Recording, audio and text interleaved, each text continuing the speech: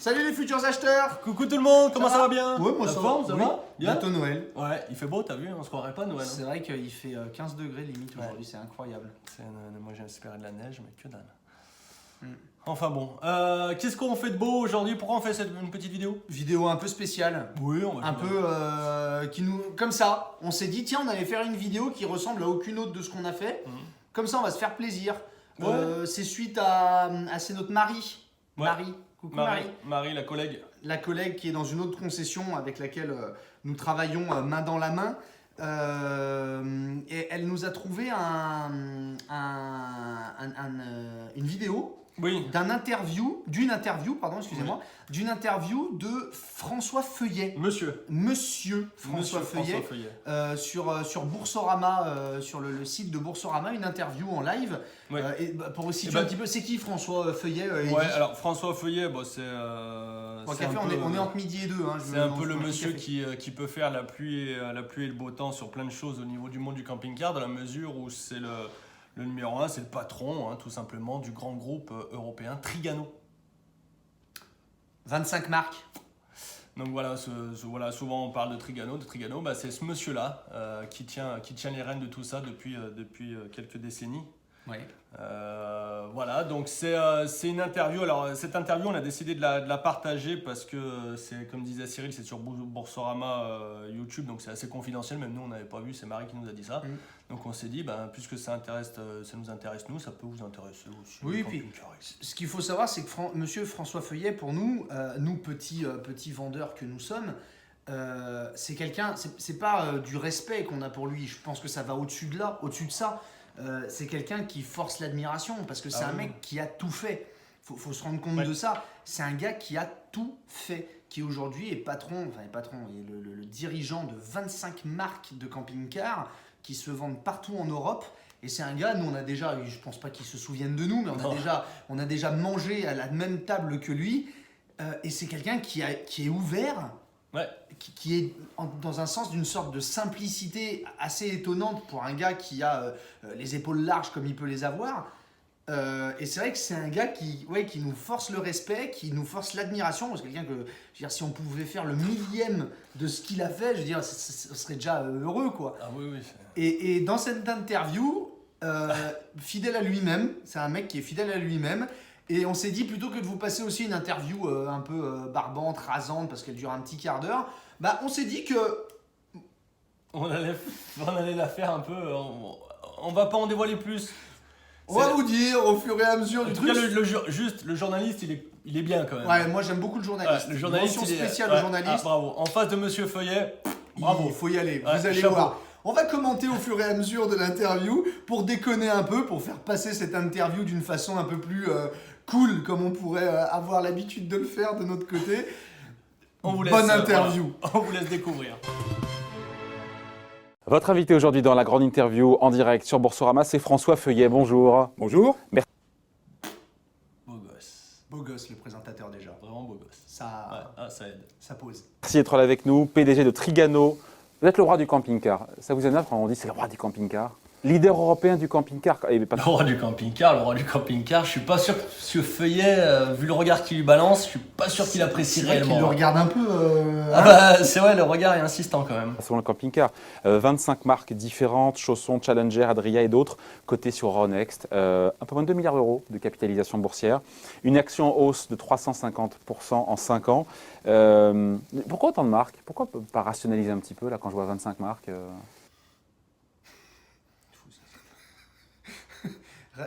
Rationaliser.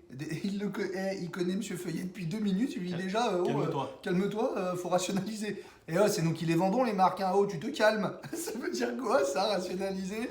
Qu'est-ce qu'il va dire, M. Feuillet? Parce que le camping-car n'est pas une voiture, le camping-car est une maison. Et les gens aiment vivre dans des maisons qui sont meublées de façon différente, décorées de façon différente. T'as compris? Dis donc.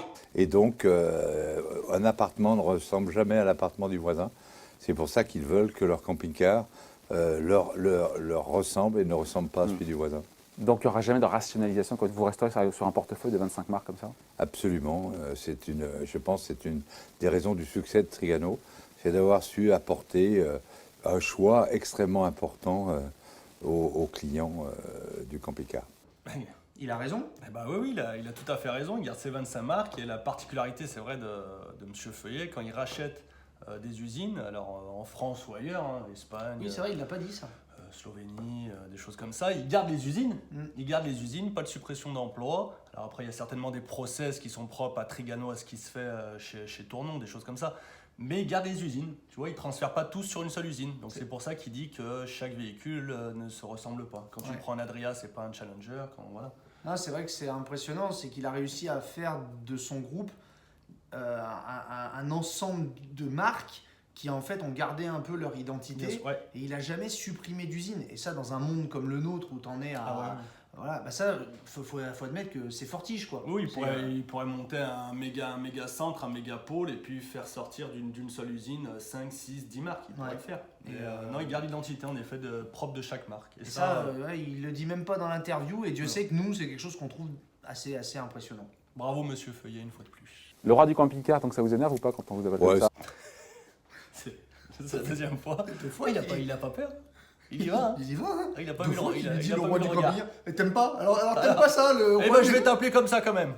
Ça m'énerve un peu parce que je sais, je vois bien. Finalement. Je sais, je vois bien. Et il continue. Il dit je sais, je vois bien, ça t'énerve. Il est bon. Il est bon. Oh, c'est Monsieur Feuillet.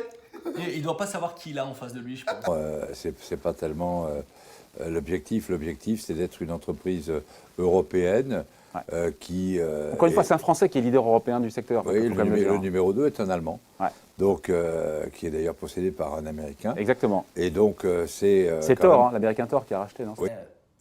C'est moi ou il a coupé deux fois la deux parole? Deux fois, sur Français l'Europe, et sur Thor. Ouais, ça fait deux fois. Il a coupé deux fois la parole. Hein. On coupe la parole. Attention. Peut-être que ça se fait. Oui, absolument. Ouais. Donc le numéro 2, en Europe, c'est un Allemand. Et donc, je pense que c'est une bonne chose. On a beaucoup progressé. Le groupe Imer, puisque c'est le groupe Imer dont il s'agit, était depuis longtemps le leader européen du camping-car. Quand on a commencé à fabriquer le camping-car, et aujourd'hui, on l'a largement dépassé. Ouais, en deux mots, le profil, encore une fois, et le style de consommation enfin, de ceux qui pratiquent le camping-car, en France et à l'étranger, comment on se compare? Juste pour brosser un peu le Alors, en France le et à portrait. l'étranger, la clientèle est assez... en Europe, la clientèle est assez homogène.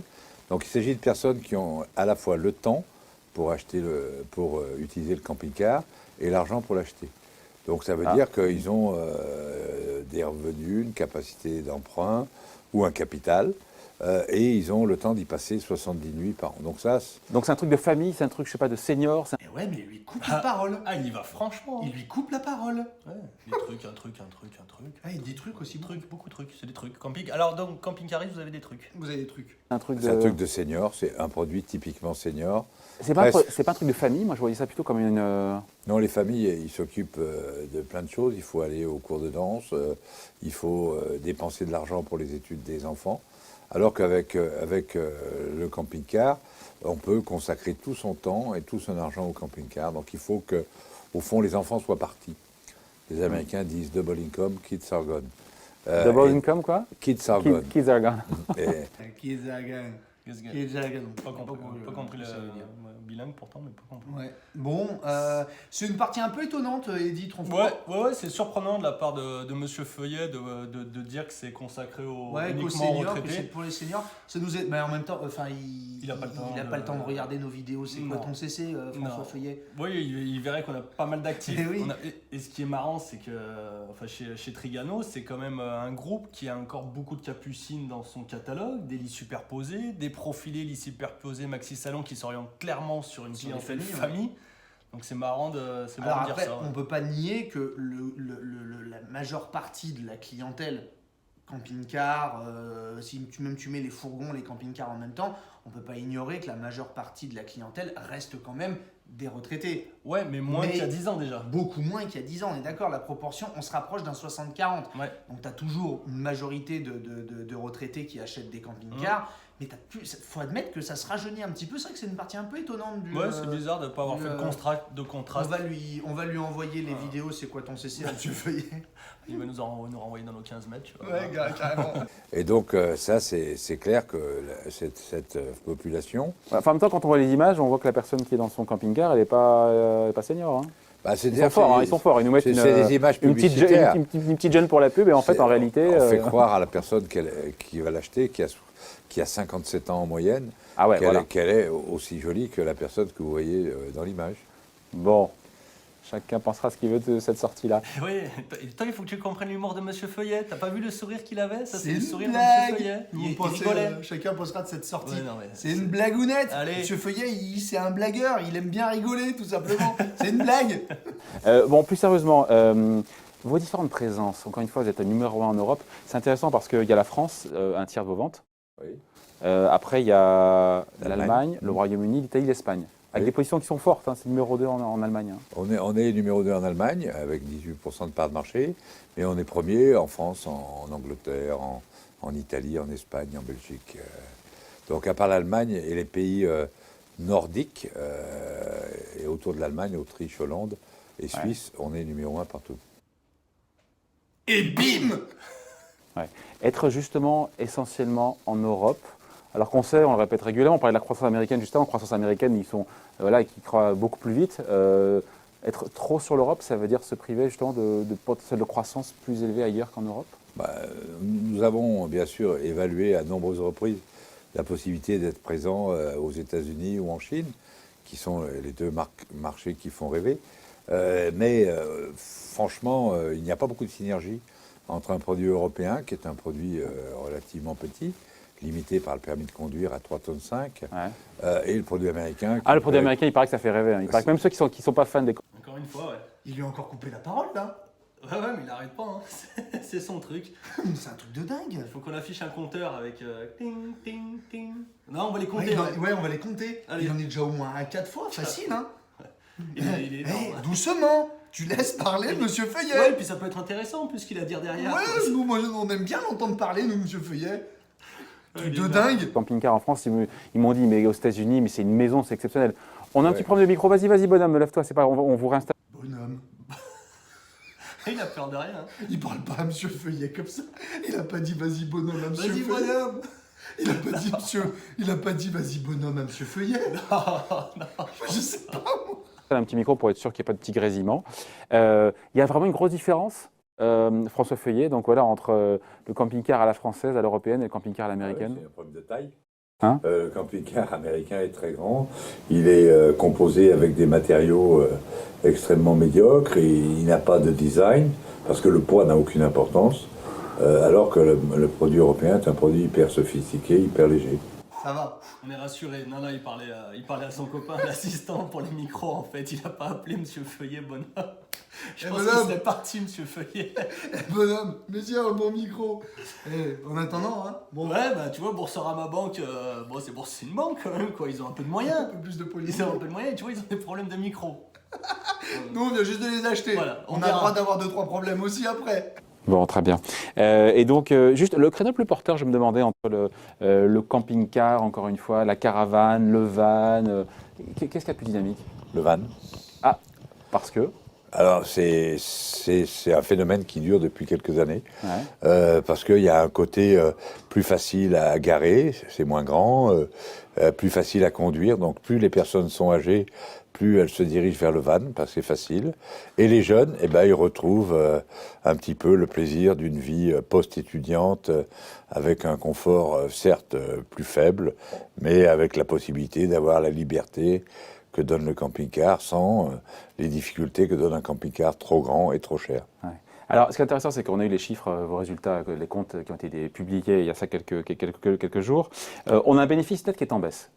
Pour le coup, c'est marrant parce que de voir la réaction des marchés, qui pour le coup, l'action a pris, je crois, 10% le jour de l'annonce des résultats, et pourtant, alors là, souvent les marchés peut-être avaient anticipé les mauvaises nouvelles, bénéfice en baisse, on le rappelle, de 10%, 167,5 millions d'euros, une marge en baisse à 9% contre un peu quasiment 10% de marge un an plus tôt. Donc des chiffres qui sont pour le coup, vous diront certains, décevants en dessous. Et en même temps, la réaction des marchés qui est positive. Ça a été une bonne surprise pour vous de voir cette réaction des investisseurs? Non, pas du tout. J'attendais Il n'est parfaitement. jamais surpris, hein, François Feuillet. Il le connaît bien. Il est jamais surpris, J'ai jamais surpris, c'est vrai. C'est la première fois qu'il le voit. Monsieur Feuillet. Bon, maintenant, c'est bête à dire, mais François Feuillet, c'est pas un mec, c'est pas un monsieur comme nous, c'est un visionnaire. c'est un gars qui a une intelligence, je pense, qui est largement au-dessus de la moyenne pour arriver à anticiper tout ce qu'il a anticipé depuis qu'il a Trigano entre ses mains. Oui, il quoi. doit avoir entre 5 et 8 ans devant lui, quoi. Puis François Feuillet, quand nous on échange avec lui, c'est pendant les conventions, parce qu'il vient à quasiment toutes les conventions de toutes ces marques, et c'est quelqu'un qui souvent dit, quand il nous parle à nous, il nous dit « L'année dernière, je vous disais ça, dans les prévisions de ce qui allait se passer, et à chaque fois, chaque année, il fait l'année en cours, il nous dit « Voilà ce que je vous ai dit l'année dernière », et il dit « Voilà où j'ai eu raison, voilà où je me suis trompé ». Faut admettre que c'est rare où il se trompe. Il y a beaucoup de voyants verts à chaque fois. Ouais. Et c'est vrai que c'est quelqu'un qui a une vraie vision. Donc il se trompe jamais, Monsieur Feuillet. Ouais, quasiment, ouais. Oui, et puis perdre quelques points ou je ne sais pas combien. Enfin, c'est quand même 25 marques. C'est une entreprise qui se c'est porte des bien. milliers, enfin, c'est surtout des milliers d'emplois et indirectement surtout des millions parce qu'il y a nous concessionnaires, il y a vendeurs, il y a fabricants, il y a les usines. Il y a ceux qui fabriquent le mobilier, enfin c'est des millions d'emplois à travers l'Europe, donc il faut respecter un peu ça aussi, quoi. T'inquiète pas, bonhomme. Ouais, t'inquiète pas, bonhomme. J'attendais parfaitement cette réponse, parce qu'il faut savoir que le marché du camping-car a été frappé en Europe cette année par la modification des normes anti-pollution. Donc, vous aussi, ça vous a impacté? Bien sûr, le camping-car est un produit lourd qui fonctionne au diesel. Donc, on a changé de norme, on est passé de la norme Euro 6B à l'Euro 6D. Ce qui veut dire qu'il y a eu, durant toute l'année, un phénomène colossal de déstockage des réseaux. Ouais. Et donc, autant Trigano, le marché a progressé, les parts de marché de Trigano en Europe ont progressé, mais nos ventes ont légèrement baissé. Et ces ventes qui ont légèrement baissé, à périmètre constant, elles ont provoqué, bien sûr, une baisse d'amortissement des frais fixes. Et parallèlement, bien sûr, qui dit nouveau châssis, fourni par des grands constructeurs automobiles, dit retard d'homologation, retard de livraison. Donc tous ces retards, tous ces pépins, c'est du 2019. C'est fatigant, là. C'est vraiment fatigant. Faut y arrêter. Écoute-nous bien. Bonhomme. Tu vas arrêter de couper la parole à Monsieur Feuillet. Attention. Eddie va s'énerver. Quand il s'énerve, c'est vilain. Je tape du poing sur la pliure. Sur la table. On oublie ça pour 2020. C'est exactement ce que le marché a compris, ce que les analystes ont compris. Ils avaient peur finalement d'une dégradation des résultats beaucoup plus forte. Ils ont trouvé que Trigano était assez résilient. Et donc, je pense que 2020 se présente. Il y a une accélération. Il y a une accélération sur 2020 d'attendue sur les ventes. Je disais que chiffre Thor, leader américain, le marché du camping-car en Europe devrait croître de 5 à 7%. Oui, c'est ce que dit Thor. Ouais. Ils ont raison, ils ont tort. Ils sont très optimistes. Ils sont américains en même temps. Et ils ont tort, c'est normal pour Thor. Humour, je précise. Donc pour vous, le marché sera en dessous de ça? Le marché va progresser, mais je suis incapable de dire si c'est entre 5 et 7. Je pense que ça sera plutôt bas de la fourchette. Plutôt en bas de la fourchette, oui. Ouais. Et vous, là-dessus, vous êtes en capacité à faire mieux? Nous sommes en capacité à faire mieux. On a fini notre programme d'augmentation de nos capacités de production. Donc là, les dépenses d'investissement sont derrière nous. On est en train de réorganiser en productivité certaines usines, donc qui devraient nous permettre à la fois de trouver des volumes qui répondent mieux à certains marchés, et on devrait être aussi capable d'améliorer, d'abaisser nos prix de revient. Ouais, je vois justement, là, c'est quoi les tarifs? J'ai oublié de demander une question à la con, j'aurais dû la poser dès le départ. Ça coûte combien? Il a dit à la con, hein. Il l'a dit. Il a dit question à la con, hein. On est à la télé, il y a monsieur François Feuillet. Il a dit à la con. Il a commencé ce matin, le journalisme ou quoi? Il livre, hein. Question à la con. Et c'est quoi la question à la con? En même temps, je lui ai posé la question en antenne, il m'a dit 60 000 euros ouais, en moyenne, c'est ça? C'est ça. Et en termes de gamme de prix, c'est une moyenne après, c'est quoi les écarts? On peut dire que les camping-cars commencent un peu au-delà de 49, commencent un peu au-delà de 40 000 euros, et ça se termine à 1 million. Ah, c'est un bon... Ah ouais. Et bim. Un produit type américain, un produit type américain, pour lesquels il faut un permis poids lourd, donc qui ressemble à un autobus, on va dire. Un peu, grosso modo, ça peut coûter jusqu'à 1 million. Mais ceux qu'on voit là? Mais ceux qu'on voit là, c'est 60 000. D'accord. Et en même temps, après, on ne paye plus l'hôtel, c'est l'avantage. Non, après ça, on a la liberté On a l'économie, on ne paye plus l'hôtel, on peut faire les courses où on veut. Et on est très, très bon pour l'environnement puisque J'y pensais justement, on est l'électrique. privé d'électricité. Et donc, une étude norvégienne, et les Norvégiens sont très, très à cheval sur l'environnement, montre que les vacances en camping-car sont les vacances les plus favorables à l'environnement après rester à la maison. C'est vachement intéressant. Ouais. Et oui, c'est vrai, le camping-car, c'est du loisir vert, hein, ce qu'on appelle du loisir vert. Et cette étude des pays scandinaves qui sont très à cheval, comme il le dit, là-dessus, c'est juste dans la mesure où, en effet, tu ne vas pas à l'hôtel, donc tu ne vas pas consommer l'électricité, tu ne vas pas consommer la flotte, tu ne vas pas y aller avec ta bagnole. Enfin, Tu y vas avec ta bagnole. Oui, tu vas avec ta bagnole. Comme avec un camping-car en fait, mais en plus, une fois que tu es avec ta bagnole là-bas, tu consommes dans l'hôtel, tu fais fonctionner tout un tas de choses. Donc ouais, c'est vachement intéressant ça. Ouais. Et ça nous fait du bien de l'entendre un petit peu aussi pour nous. Oui, c'est bien. Oui, c'est bien. Donc, Ouais. je pense que c'est plutôt une très, très bonne nouvelle pour notre Mais ils produit. sont à l'essence, j'imagine, les camping-cars. Ils sont... Ils sont tous au diesel Au diesel. actuellement. Il n'existe pas de véhicule utilitaire à essence en Europe. Il n'a pas révisé. Il n'a pas révisé. Pas bien. Il n'y a pas d'essence encore. Et non. Et non, plus. Et il n'existe pas de moteur essence capable de faire fonctionner un véhicule de 3,5 tonnes Électrique. actuellement sur le marché. L'électrique est quelque chose auquel on pense, bien sûr, mais ça provoque un problème de poids environ 500 à 600 kilos pour mettre les batteries capables de faire fonctionner un véhicule de 3,5 tonnes, ce qui implique une modification de la législation sur le permis de conduire, modification auquel s'est toujours opposée la Commission de Bruxelles, mais ils ont maintenant, raison d'environnement oblige, commencé à dire qu'ils allaient ouvrir la discussion pour faire passer la limite du permis B, qui est aujourd'hui de 3,5 tonnes, à 4 Donc il y a un gros travail de lobbying. 250. Bon, hormis le fait qu'il lui ait encore coupé la parole, donc attention parce que j'ai mon Eddy qui est en train de monter en pression, c'est hyper intéressant ce qui est en train de se dire là. Il faut savoir que ça fait déjà très très très longtemps que Monsieur François Feuillet est quelqu'un qui pousse au niveau donc à Bruxelles, qui pousse pour que la législation des permis de conduire et du PTAC soit calée sur celui de l'Allemagne, c'est-à-dire en 4 tonnes 2 au lieu du 3 tonnes 5 que l'on connaît. Et c'est vrai, il nous l'avait déjà dit, mais ça doit faire au moins 3 ou 4 ans. Ça va faire au moins 3 ou 4 ans. Il nous avait déjà dit que l'arrivée de l'électrique sur le marché permettrait à un moment donné de remettre en question ça, parce que le permis de conduire devrait être revu par rapport au poids justement et notamment aux batteries. Donc c'est hyper intéressant ce qu'on entend, parce qu'on l'a appris nous en regardant cette vidéo, on a appris que visiblement Bruxelles était d'accord de mettre la question à jour. Ça c'est bien. C'est énorme, c'est quelque chose d'énorme, et je crois pas m'avancer en disant que tous nos collègues vendeurs, tous nos confrères concessionnaires, tous les clients possibles et imaginables, Monsieur Feuillet, on est tous derrière vous.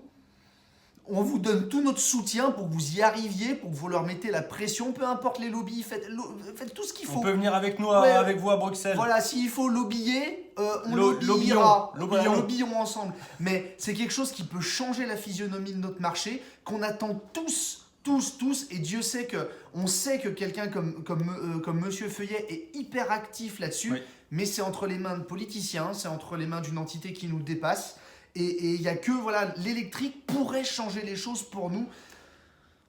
Alors quand tu dis l'électrique pourrait changer les choses, en fait c'est... Pas que demain on va être à Voilà, l'électrique. c'est ça.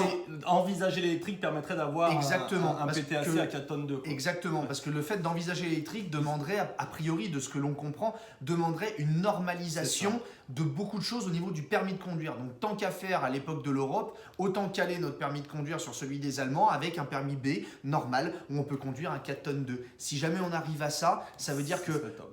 on aurait potentiellement plus de problèmes de surcharge pour la majorité des véhicules, que ça permettrait aux constructeurs d'être peut-être d'aller encore un peu plus loin dans les finitions, tout ça. Ouais. Ça serait génial. Donc, allez, hein. On est On y avec- croit. Allez, monsieur Feuillet. Il y a un gros travail. Énorme. Bon, ça prend du temps. À vous écouter, François Feuillet, 2020, c'est l'année de la reprise. Enfin, de la reprise, de la croissance. Croissance du chiffre d'affaires, croissance des ventes pour Trigano, ou c'est trop tôt pour l'affirmer, vous en avez la certitude aujourd'hui. Ah, j'en ai pas. Parce que j'en ai pas. sur 2019, croissance à plus 0,6% du chiffre d'affaires. Ouais. Donc, Absolument. Et un peu moins même à titre organique, à périmètre constant.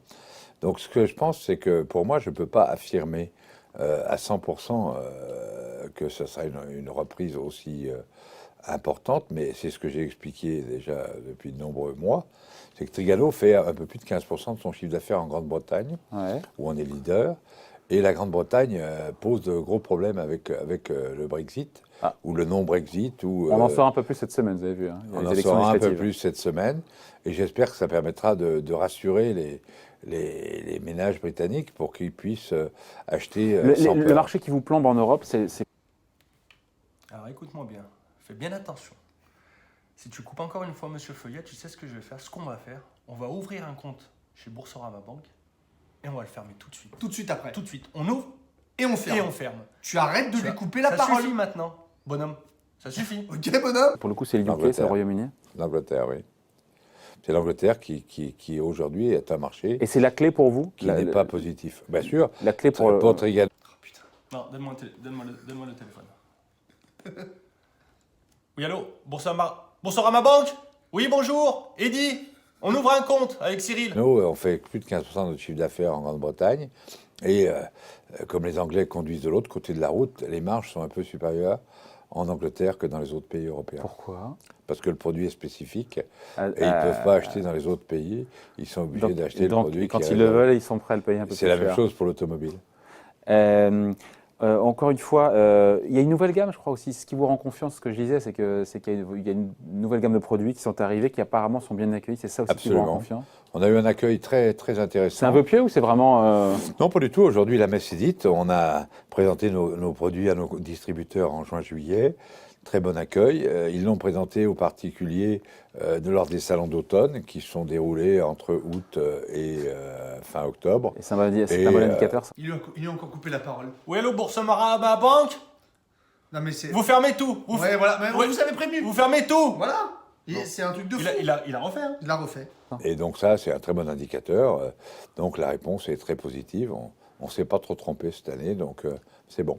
Vous parliez, François Feuillet, de croissance organique et donc de croissance externe. On vous attend parce que c'est un discours apparemment qu'on entend. Il y aurait potentiellement des sites d'acquisition. Est-ce que, alors sans évidemment dévoiler tout, parce que sinon derrière ça va vous plomber votre deal, mais on sait plutôt dans quel pays. Est-ce que ça sera quelque chose de structurant? Est-ce que c'est vraiment dans les prochains mois ou plus tard en 2020? Trigano dispose des capacités financières fortes, puisqu'on a une trésorerie positive, et donc on est capable d'acheter pratiquement ce qu'on veut dans le domaine des véhicules de loisirs. Donc ça veut dire que c'est une acquisition qui pourrait être d'envergure structurante. Malheureusement, on va être limité un peu par le problème de l'antitrust, de la Parce concurrence. qu'aujourd'hui, Trigano, si Trigano voulait grossir, ce que vous potentiellement ce que vous Trigano pouvez racheter, vous devriez céder d'autres choses. Trigano a plus de 30% du marché européen, ce que n'a aucun constructeur automobile. Trigano a plus de 50% de part de marché sur au moins 3 grands marchés européens. Lesquels? L'Espagne, l'Italie et la Belgique. Ouais. Et donc, et 40% sur la France et Donc la, vous et la pouvez plus Grande-Bretagne. grossir. Je vais lui arracher la tête. Ah, j'espère qu'il fait pas ça avec tout le monde. C'est chaud quand même. Il est gentil, hein, monsieur Feuillet, là. Il lui a encore ouais, coupé ouais. la parole. Ah, c'est désagréable. Hein. Bon. Mais mis à part ça, ouais. Pour parler plus sérieusement de ce qui est en train de se dire sur cette vidéo, ce qu'il faut savoir, c'est que sur le marché européen, on n'a pas le droit d'avoir de monopole. Et que le groupe Trigano est tellement puissant, il a tellement de marques qu'en effet, il y a un moment donné où il ne peut plus acheter de nouvelles marques ou de groupes plus importants, de grosses marques, parce que ça le mettrait en situation de monopole. Et étant donné que c'est vrai que M. Feuillet, il a un appétit d'une volonté de gagner le marché et tout ça, bah c'est vrai que c'est forcément, ça doit être un casse-tête énorme de pouvoir savoir si je veux encore grossir, est-ce que je dois me séparer de certaines choses, est-ce que je dois vendre, est-ce que je dois... C'est un casse-tête énorme qui nous dépasse à notre niveau, mais ça doit être assez dingue de devoir imaginer quelque chose d'aussi important, quoi. Donc ils sont un peu en train d'échanger là-dessus. C'est vrai que déjà même je crois que le rachat d'Adria sur le marché français, je crois même que ça avait été chaud. Ça avait été chaud, ouais. Ça avait été chaud pour eux parce que ça aurait pu le placer en position de quasi-monopole. Ouais. Donc c'est assez intéressant. Parce que, c'est. Alors, il n'y a pas eu de précision là-dessus, mais Trigano, c'est le plus grand groupe européen français. Après, de ce qu'on connaît, donc en France, Il y a le groupe Pilote. t'as Pilote, t'as Rapido. Et Trigano. Et Trigano. Et puis après, les Allemands, quoi. Et les Allemands. Enfin, bien sûr. dont Himmer. Et qui sont, Himmer, en fait, aujourd'hui, le seul groupe qui pourrait se comparer en termes de puissance à En Trigano, Europe, c'est c'est Himmer. Himmer. C'est Himmer en Europe, voilà. En sachant qu'il y a un petit avantage chez Trigano, mais Himmer, c'est aussi énorme. C'est aussi énorme. Donc ce que vous me dites là, c'est que vous pouvez plus grossir. Donc on peut grossir de façon marginale sur des petits cibles. constructeurs, à faire Sur grossir, des niches. faire grossir par la suite, mais aussi on peut grossir sur des activités qui sont proches du camping-car, comme l'accessoire, les fournisseurs, intégrer des fournisseurs pour apporter plus de valeur ajoutée à notre produit. Et là, je pense qu'il y a beaucoup à faire, parce que quand on a les parts de marché qu'on a, on a chez certains fournisseurs une part de leur chiffre d'affaires supérieure à 50%. Donc il faut diversifier verticalement. Voilà, diversifier verticalement. Beau gosse. Il l'a bien, la verticalité. Verticale. Il le fait bien. Hein. Beau gosse. Bon, il faut parler de l'action, évidemment, l'action Trigano. Elle est volatile. Hein. Ouf, faut avoir le cœur bien accroché. Hein. Oh là là. Ah mais c'est de la volatilité, Oh là là. En même temps, vous avez plus de 50% vous, du groupe. Ma famille possède 58%. C'est ça, voilà. Oui, vous, la famille évidemment, Feuillet. Au plus haut historique, on était à 180 euros. Sous 100 euros, aujourd'hui, on est à 95 euros.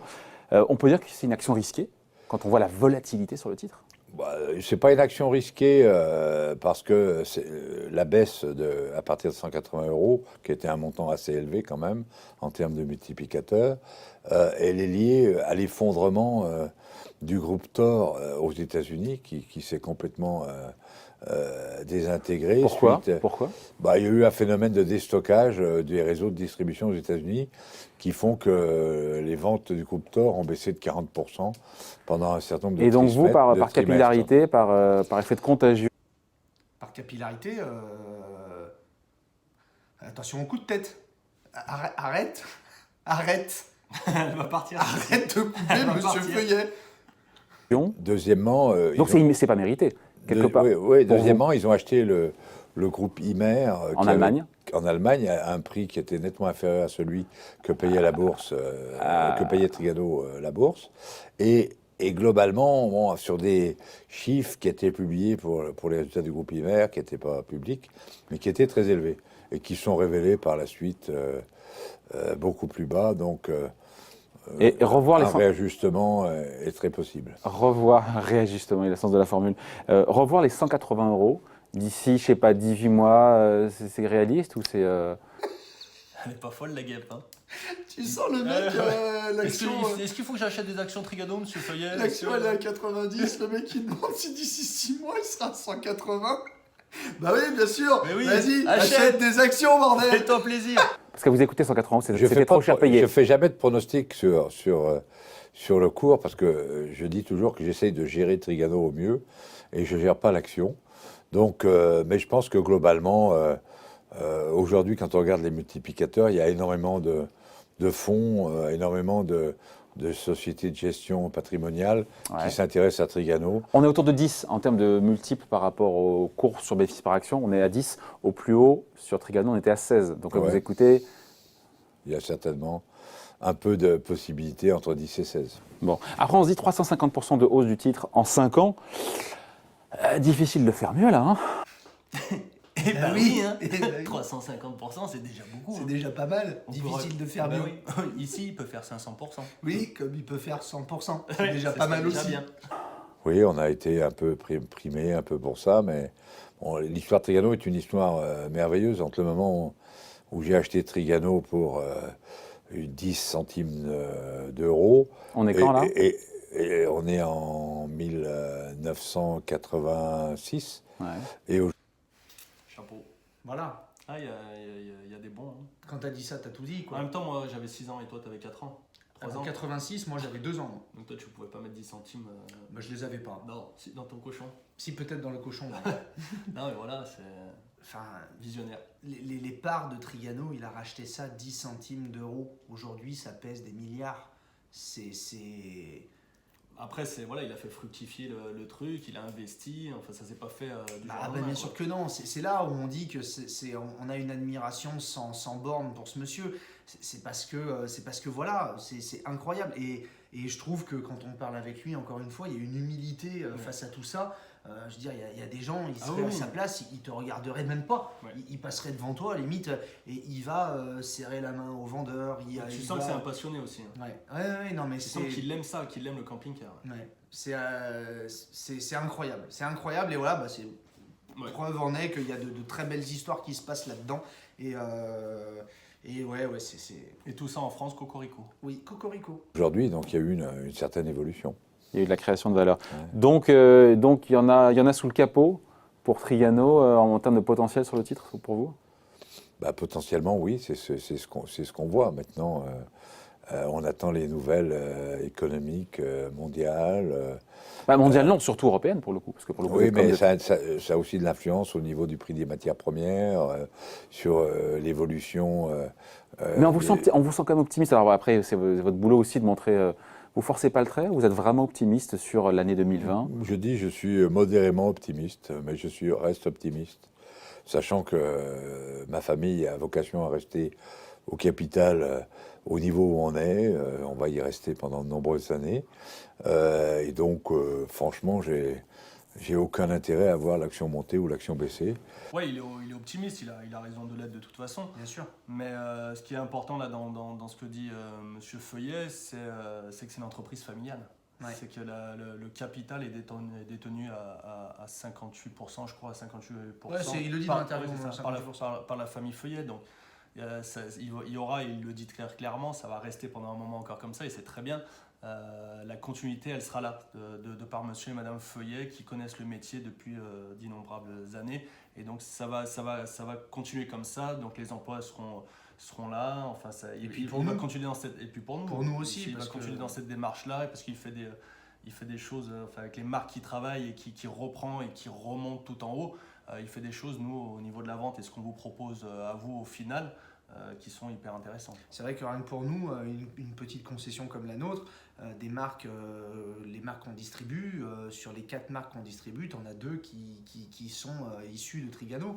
Donc c'est vrai que savoir qu'il y a une continuité qui sera opérée par la famille Feuillet dans ce que le Trigano fera, même pour nous en tant que concessionnaire, c'est hyper rassurant. Ouais. Hyper rassurant parce qu'on marche avec ça aujourd'hui. Donc c'est bien, C'est ça. bien. C'est le petit C'est côté émotion, ça Oui, fait. non, c'est bien. C'est bien. Donc je suis modérément optimiste, mais je suis optimiste. Bon, voilà. Merci en tout cas d'avoir été avec nous. François Feuillet, le PDG de Trigano, le roi du camping-car. Je le dirai plus, c'est promis. Il nous a fait un combo. Il lui a Il a fait coupé un la combo. parole et il lui a redit le roi du camping. Alors qu'il lui a dit qu'il aimait pas. Hein. Ouais. Ah, non mais il est bon. Ah, Je vais il te dire un est truc. joueur. Je vais te dire un truc, toi là, le jour où tu voudras acheter un camping-car, si c'est un Trigano, niveau remise, ça sera zéro. Peanuts. Zéro. Rien du tout. On appellera Monsieur Feuillet, on dira ah, il y a le bonhomme là qui vous a interviewé, il veut acheter un camping-car. Oui, très bien, je vais m'en occuper personnellement. Personnellement. Merci d'avoir été avec nous en Merci direct à vous. sur Boursorama. Au revoir. Ciao tout le monde. Merci à vous, merci. Voilà, on a fait ça en version marrante pour agrémenter un peu l'interview, parce qu'il nous a fait beaucoup marrer le bonhomme. Et c'est toujours intéressant d'entendre François Feuillet parler du marché du camping-car, donc il nous intéresse. Puis on s'est dit que ça vous intéresserait, vous Voilà. aussi, de savoir ça. Et peut-être pour ceux qui ne savaient pas qui Ouais. était Monsieur Feuillet visuellement, Ouais, voilà. parce qu'on en parle de temps en temps dans nos présentations de vidéos. Ouais, et Monsieur Feuillet, on est de tout cœur avec vous, comme avec tous les acteurs qui font Ouais. le camping-car de toute façon, parce que c'est notre boulot. Donc, allez, on y va. Au revoir tout le monde. Salut, Ciao, bye bye, ciao. ciao.